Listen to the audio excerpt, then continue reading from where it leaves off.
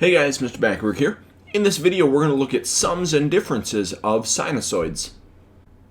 So as we're looking at adding or subtracting sinusoidal functions, so remember, a sinusoid is something that can be written as y equals a times the sine of b times x minus h all plus k. And the rule we have to follow for adding and subtracting sinusoids is that we have to make sure they have the same period. If they do, then the answer that we get when we add or subtract two sinusoids together will again be another sinusoid. So we're going to look at a few examples of functions, and we're going to try to decide if they are sinusoids or not. And remember, the big rule is we said they have to have the same period. So as we look at this first function, we've got 5 cosine of x plus 3 sine of x. So if I find the period for my first piece, I take 2 pi divided by the b value, and here we've got a b value of just 1. So this first piece has a period of 2 pi. And if I look at the period of the second piece, I do 2 pi divided by that b value. But again, we've got a b value of 1, so we get a period of 2 pi. So the answer is yes, this one is a sinusoid. Now in this example, we've got the function g of x equals the cosine of 5x plus the sine of 3x. I'm going to find their period. So this one is going to be 2 pi over 5. This one is going to be 2 pi over 3. These are different periods, so no, this one is not a sinusoid. So this one we've got a difference we're subtracting, so we've got 2 cosine of 3x minus 3 sine of 2x. The only thing we're concerned about is the period. So for the first piece, we've got 2 pi over 3. For the second piece, we've got 2 pi over 2, but that reduces down to just pi. These are different periods, so this one is not a sinusoid.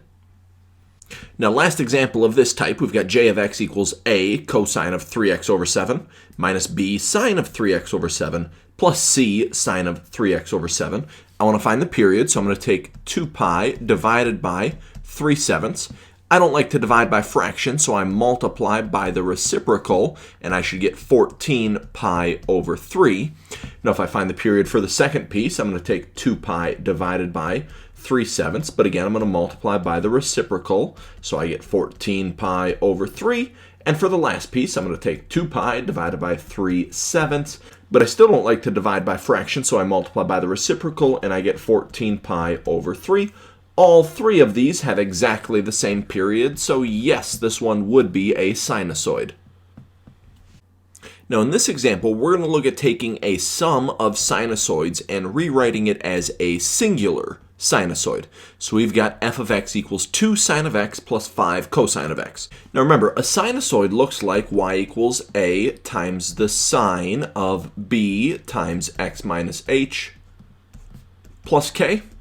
So the first thing we're going to look at is the period to make sure that, number one, we can write this as a sinusoid, and number two, the b value from these two individual pieces is going to help us with the b value in our new equation. So in my first one, I've got a b value of 1. In my second one, I've got a b value of 1. So I'm going to end up with a period of 2 pi over 1, which is just 2 pi, and this one will also have a period of 2 pi over 1, which is just 2 pi. So if I'm starting to build my sinusoid, I can tell that that b value in there is going to be 1. So this is going to be the sine of just x minus some h value.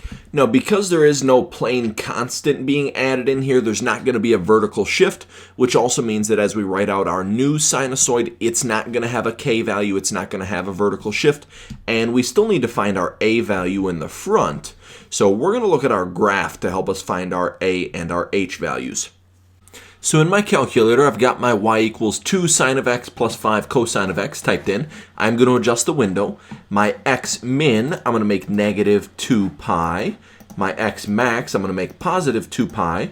My y min, I'm going to make negative 6. And my y max, I'm going to make positive 6. So when I hit graph, the first thing we're going to look at finding is our a value. And what I'm going to look at doing is finding the top of this highest point on my wave. So I'm going to find a maximum value in there. So I'm going to go second trace, pick option number 4. I want to be on the left side of that bump, so I hit enter. Then I move over to the right side. I'll hit enter, enter.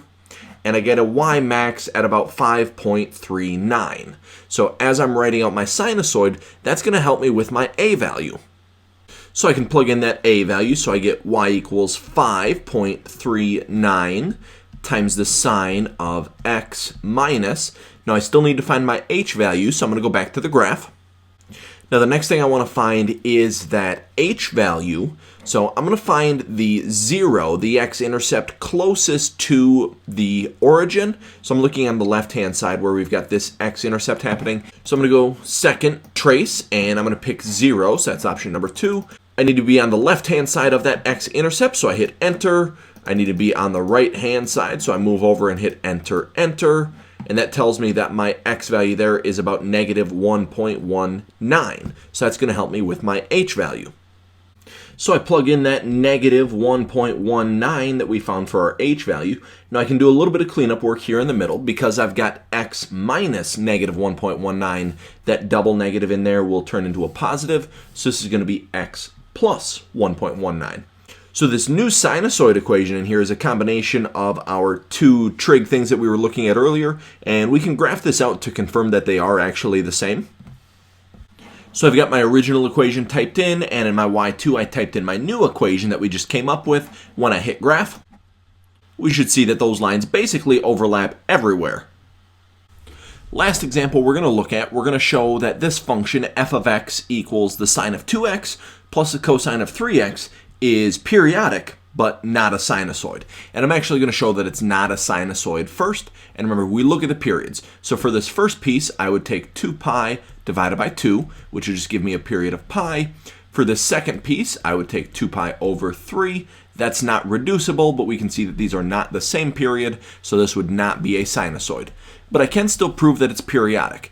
And normally a sine and a cosine function have a period of 2 pi. So we're going to look at f of x plus 2 pi and see what happens. So this first one is going to be the sine of 2 times x plus 2 pi plus the cosine of 3 times x plus 2 pi. Now I've got some distributive property that I can take care of. So in my first piece, I can distribute that 2 to get the sine of 2x plus 4 pi. And in my second piece, I can distribute that 3, so I get the cosine of 3x plus 6 pi. Now because sine and cosine are periodic with a period of 2 pi, then this 4 pi in my first piece can be ignored, and this 6 pi in my second piece can also be ignored. So then I just get the sine of 2x plus the cosine of 3x, which is the exact same function that we started with. So this proves that this function is periodic, but we already knew that it was not a sinusoid because it has different periods within this function. That's going to be it for this video. Thanks for watching.